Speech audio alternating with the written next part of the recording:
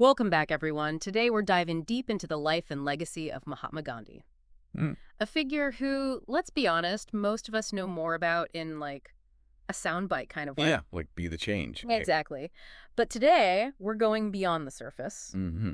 using Romain Rolland's biography as our guide Oh, good choice. to really unpack how this seemingly ordinary man became such a global icon and what we can learn from him even now. I think what's really striking about Roland's biography is how he captures that seeming contradiction right from the start. Yeah. He doesn't bombard you with a list of Gandhi's accomplishments, Right. but instead opens with this vivid description of him Okay. as this a small, frail man, barefooted, Wow. emphasizing his expression of great patience and great love. It's almost like he's setting the stage for a play, right? Right. We're primed to see how this unassuming figure could lead a movement that ultimately shook an empire. Yeah, yeah. But let's rewind a bit, shall we? Where does this extraordinary journey begin? Well, Gandhi's story starts in 1869. Okay. In the white city of Porbandar, India. I see. His family was deeply influenced by Jainism and were devout Hindus themselves. Okay. So from a very young age, he was instilled with the principle of ahimsa, nonviolence toward all living beings. Okay, but I mean, plenty of people grow up with strong religious values. Right. What made ahimsa so central to Gandhi's actions? I mean, even in the political sphere, it seems like such a leap. Right, and that's what's crucial to understand about Gandhi. Yeah. For him, ahimsa wasn't just like pacifism or anything like that. Oh, interesting. It was an active force. Hmm. Almost like a weapon wielded with this unwavering moral conviction. Oh, I see. And this becomes really apparent later on when we look at how he even aided the British Whoa. during the Boer War and a plague outbreak, Yeah. even though he was facing, blatant discrimination from them at the time. That's wild. It was about aligning one's actions with truth, even when dealing with, people who were doing him wrong. That's a really complex idea to grasp. Yeah. I think it really challenges how a lot of us view nonviolence. I agree. But before we get too far ahead of ourselves, Yeah. let's talk about Gandhi's early influences a bit more. Sure. One thing that really struck me reading this biography was his regret over not mastering Sanskrit Oh, yeah. and his critique of English education kind of replacing native languages. Mm-hmm. Wouldn't a strong command of English have actually been super useful? It's interesting, isn't it? Yeah, especially when challenging the very system that was, imposed by the British. I think that's a really perceptive point Yeah. because Gandhi's stance on that reflects this deeper struggle Oh. of how to resist colonial influence while operating within its framework. Yeah. And he saw language as this key part of cultural identity and ultimately independence. I see. And this tension becomes even more apparent Yeah. as he enters the legal world in India and starts connecting with figures like Dadapai Naoroji and Gopal Krishna Gokhale. Gokhale especially seems like a really crucial influence. He does, doesn't he? Yeah, almost like a mentor to Gandhi who showed him the potential of passive resistance. Exactly. Gokhale was like this bridge between the theory and the action, Okay. demonstrating, how to fight injustice but within the system. Mm-hmm. But I would say it was really Gandhi's experience in South Africa, Oh, right. a period that often gets overlooked, Yeah. that truly forged him as an activist. Roland even emphasizes this point, how Europe was completely oblivious to this 20-year struggle despite its significance. Mm-hmm.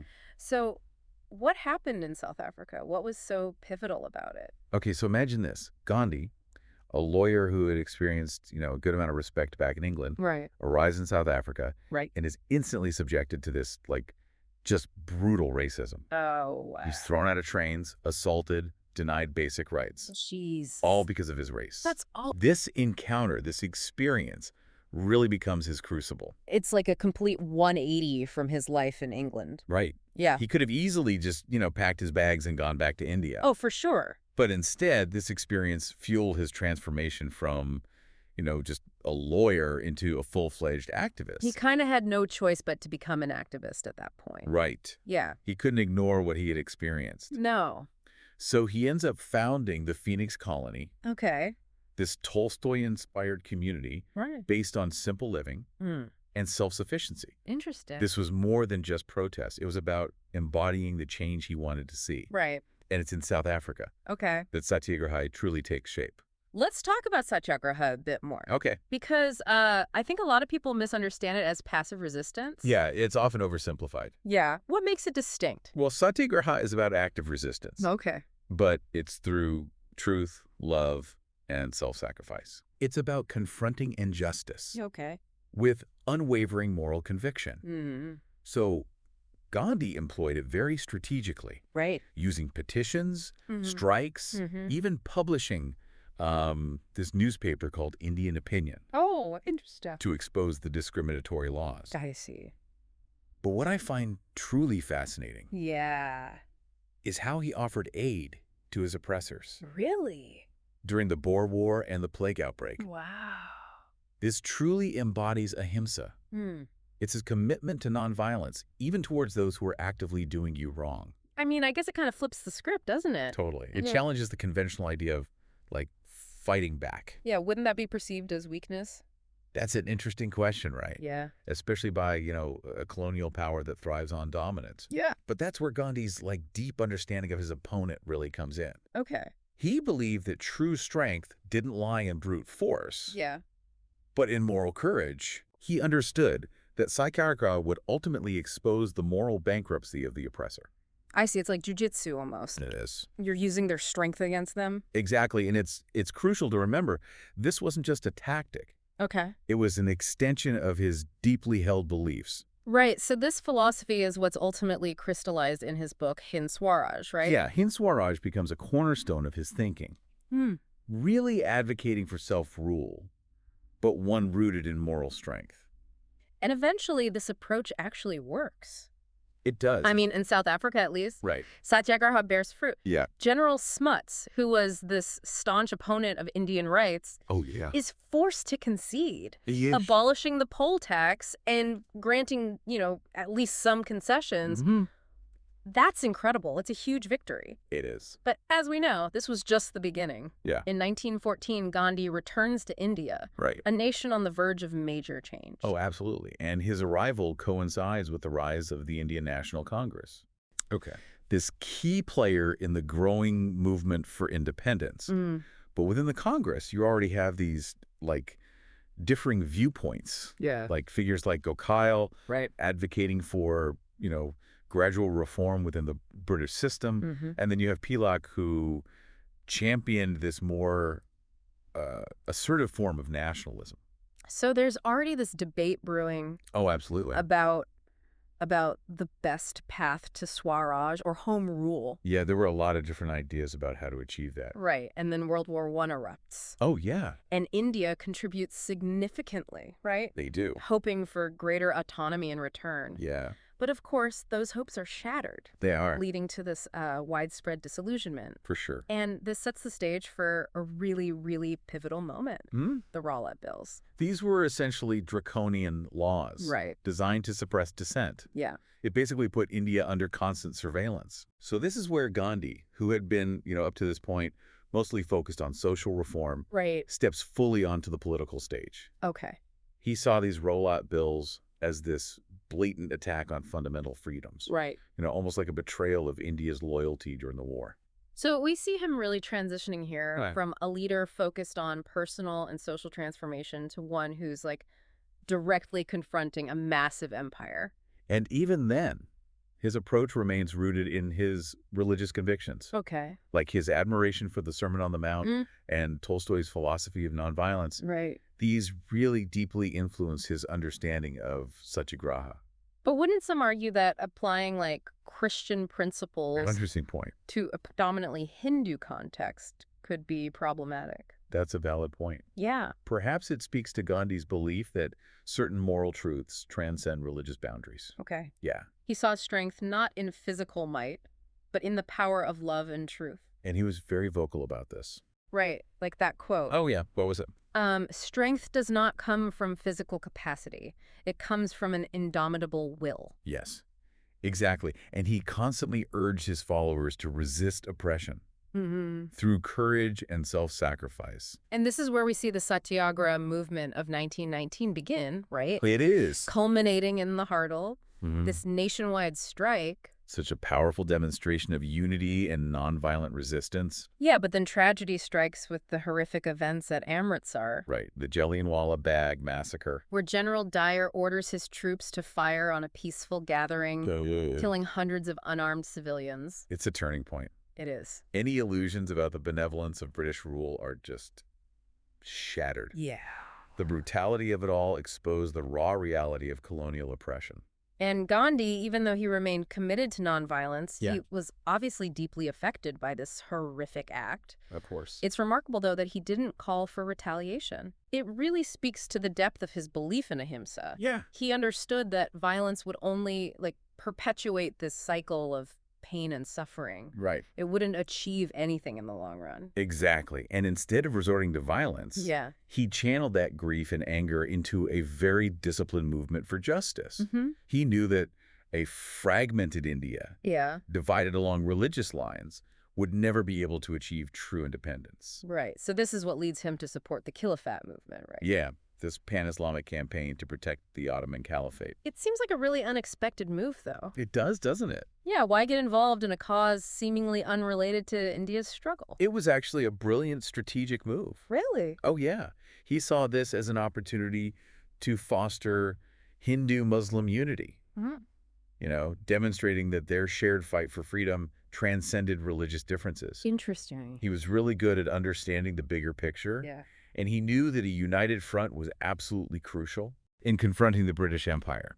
So he wasn't just reacting to events as they unfolded. Right. He was actively shaping the narrative. He was. Building a powerful coalition for change. Exactly. Wow. I mean, it's incredible how much happened in just this first phase of Gandhi's return to India. Oh, this is the tip of the iceberg. Right. Yeah, there's so much more to come. It's amazing how Gandhi was able to bring people together. Yeah. But the British government wasn't exactly making it easy, were they? Oh, not at all. I mean, the Indian Reform Act, while it offered some concessions, it really fell short of expectations. For sure. And then the broken promises regarding Turkey and the Treaty of Lausanne, that really fueled the discontent. Yeah, especially among Muslims who felt betrayed. Yeah, they felt like they had been completely sidelined. Okay, so it's against this backdrop of broken promises and escalating tension that the non-cooperation movement emerges. Right. And this isn't just a continuation of protest or anything. Right. It's a very deliberate strategy. Okay. Carefully calibrated to challenge British rule on multiple fronts. Okay, so break it down for me. What did non-cooperation actually look like? I mean, it sounds pretty radical. It was. It was a multi-layered approach. Yeah. Gandhi called for the surrender of titles and honorary offices. Oh, wow. It was a symbolic rejection of British authority. Right. He also urged lawyers to, suspend their practice. Really? Oh, yeah. And people to boycott government schools and councils. Oh. And to refuse to take up any civil or military posts. Huh. That's a big ask. It was, but people were ready for change. Okay, and interwoven with all of these political actions was this emphasis on self-reliance. Absolutely. Especially promoting Indian-made goods, right? Swadeshi. Exactly. It wasn't just about saying no to the British. Right. It was about creating alternative systems. Yeah. Building this parallel society almost. And a big part of that was the spinning wheel, wasn't it? Oh, the charkha, yes. Charkha, yeah. Gandhi saw it as this tool of empowerment. Really? Oh, yeah. How so? Well, he was encouraging people to produce their own cloth. Oh, okay. Instead of relying on British imports. I see. It was a way to reclaim economic independence. Right. And on a deeper level. Yeah. It connected people to the idea of, self-sufficiency. Okay. And the dignity of labor. I never thought about it that way. It's fascinating how something as simple as a spinning wheel could become so politically charged. It really is. But Gandhi's vision for this new India, it went far beyond just, economics. It did. He was really passionate about education. Oh, absolutely. He believed that true freedom required decolonizing the mind, as well as the nation. Okay, so he was very critical of the existing education system. Oh, yeah. He saw it as, this tool to create a class of Indians who were basically subservient to British rule. That makes sense. So he envisioned a completely different kind of education. Okay. One that fostered a truly Indian spirit. rooted in the country's own culture and values. And this led to the founding of the Gujarat Vidyapith, right? Yes, this national university Okay. that really emphasized Indian languages Mm-hmm. and history and philosophy. Wow. That's pretty groundbreaking for the time. It was. It challenged that colonial model, Yeah. emphasizing this importance of cultural and intellectual independence. Right. Alongside Western sciences. Yeah, it wasn't about rejecting everything from the West. Right. It was about finding a balance Yeah. and creating something truly Indian. Okay, so education was key, Yeah. but we can't forget his lifelong campaign against untouchability. Oh, absolutely not. This seems like a massive undertaking, though. It was. I mean, considering how deeply ingrained the caste system was. Yeah, it had been around for centuries. Yeah, so what were some of his key strategies in tackling this injustice? Well, Gandhi saw untouchability as this moral abomination, Right. like a stain on the soul of India. Wow. So he challenged centuries of prejudice, Okay. not just through words, but through action.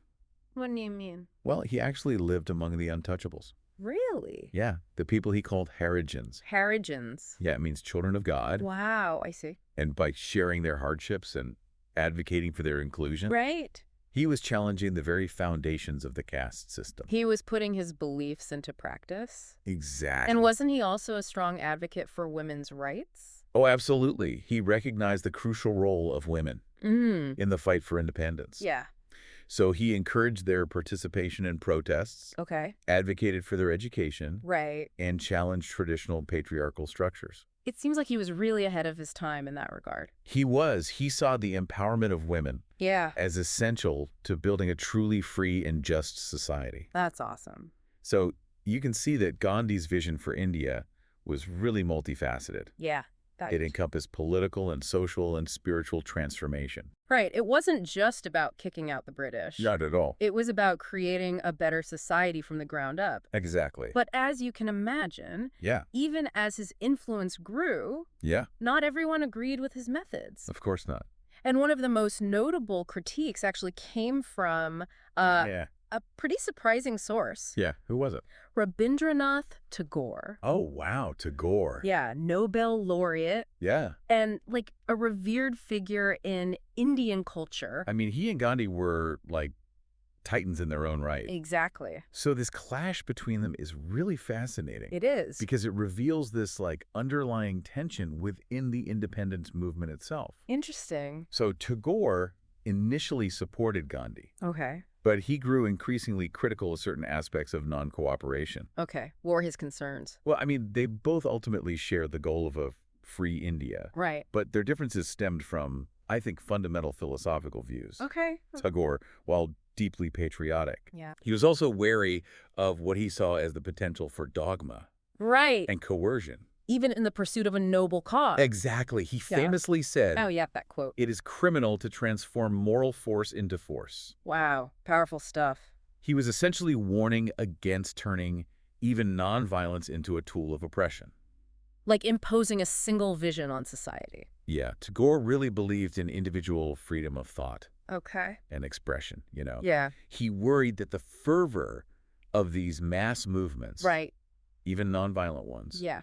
could stifle dissent and critical thinking. I see. He specifically criticized the boycott of educational institutions. Oh, right. He saw it as like this rejection of knowledge and progress. regardless of the source. Yeah, no matter where it came from. And their differences weren't just limited to politics either, right? Right, they also had these contrasting views on Western civilization. Okay. Gandhi, shaped by his experiences in South Africa, Mm-hmm. saw Western culture as this like materialistic and exploitative force. Yeah. Something that India needed to completely reject. But Tagore had a more nuanced view. He did. He acknowledged the flaws of the West, Okay. but he also recognized its contributions to human progress.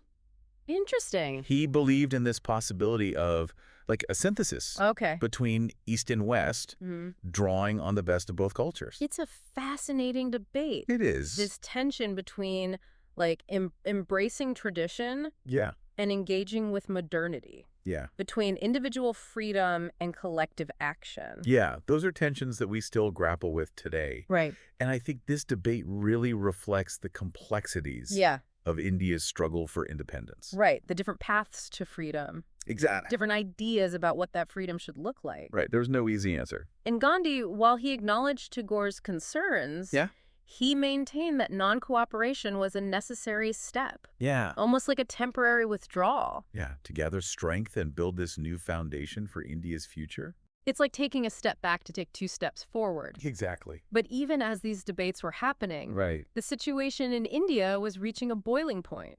It was. And this brings us to a really pivotal event in 1922. Gandhi's arrest. So despite his commitment to nonviolence, there were these outbreaks of violence in various parts of the country. Oh, really? Yeah. And the Chari Chara incident. What was that? This was where a mob actually attacked a police station. Oh, wow. Killing several officers. Jeez. And this really, really disturbed Gandhi. I bet. I mean, he had so consistently preached nonviolence. Yeah. And yet here was this act of violence happening under the banner of his movement. It's a really complex situation. It is, yeah. Because Gandhi felt this profound sense of responsibility. Really? Oh, yeah, even though he wasn't directly involved. He took it personally. He did. He saw it as this betrayal of the core principles of satyagraha. Wow. So this becomes a real turning point for him. Yeah. How did he respond to this? Did he double down on nonviolence, or did this, shake his faith in the movement? Well, it's incredible to think that despite advocating for nonviolence, Gandhi took personal responsibility for an act of violence committed by others. What did that look like in practice? Well, his response was remarkable.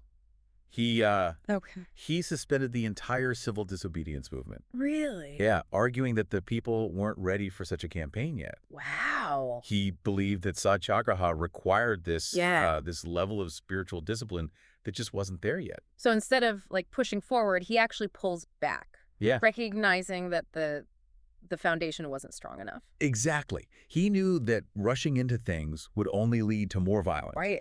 And to atone for the violence that had occurred at Chari Chara, he embarked on this 5-day fast. Oh, wow. A powerful act of penance.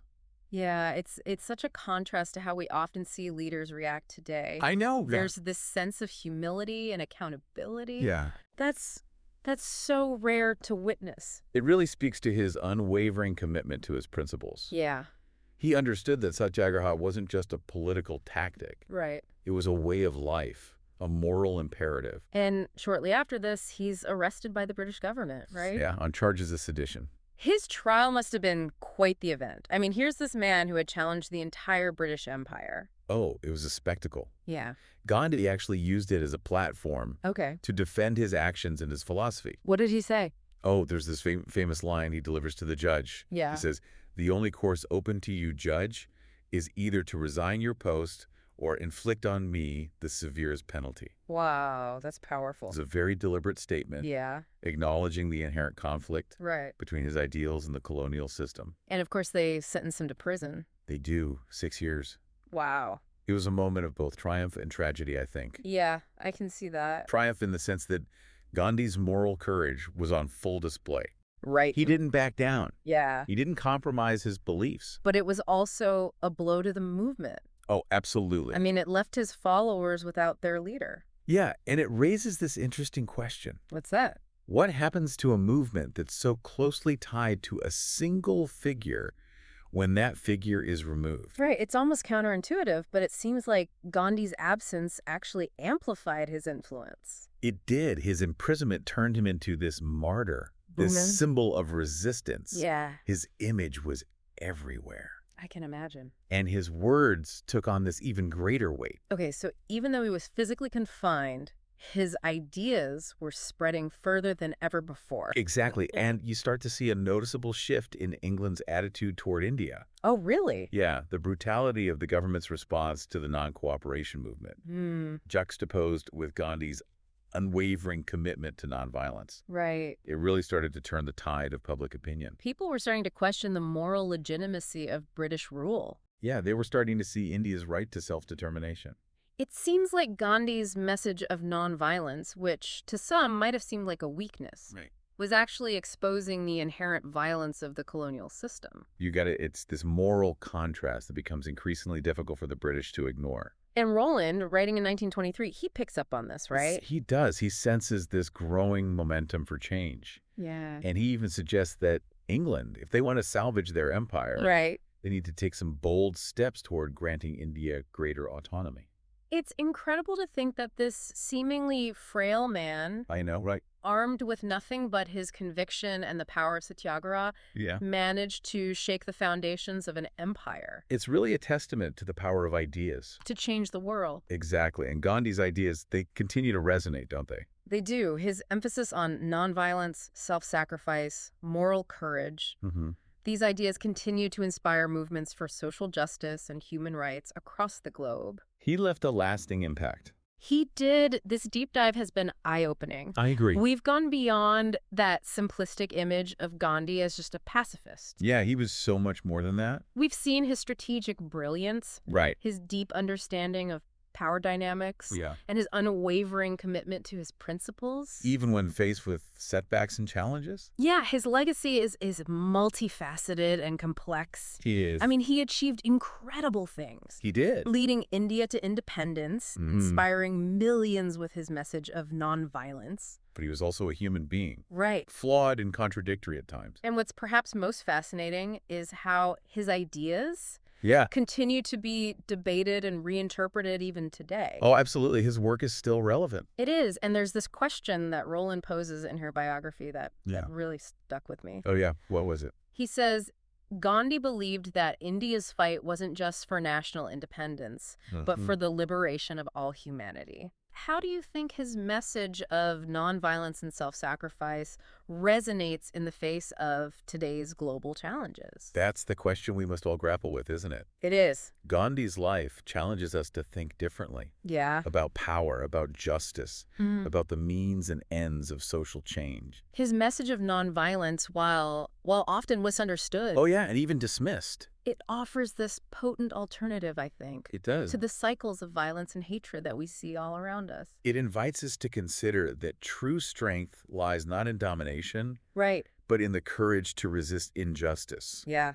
Through love, through truth, and through a willingness to sacrifice for the greater good. It's a powerful message. It is. One that continues to resonate, almost a century later. Absolutely. Well, thank you for guiding us through this deep dive into the life and legacy of Mahatma Gandhi. It's been my pleasure. I encourage all of you listening to continue exploring his work, his writings, his incredible journey, There's so much to learn from his example.